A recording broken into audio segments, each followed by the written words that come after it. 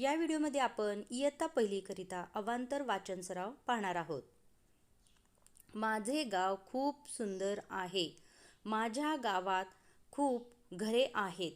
गावाच्या कडेला विविध प्रकारची झाडे व फुलझाडे आहेत। गावामध्ये विविध प्रकारची घरे आहेत। माझे गाव खूपच सुखसमृद्ध आहे। गावात विविध प्रकारची शेती केली जाते। गावामध्ये बद्रीनाथाचे मंदिर आहे। त्याचप्रमाणे गावाच्या कडेला नदी देखील आहे। माझे गाव मला खूप आवडते।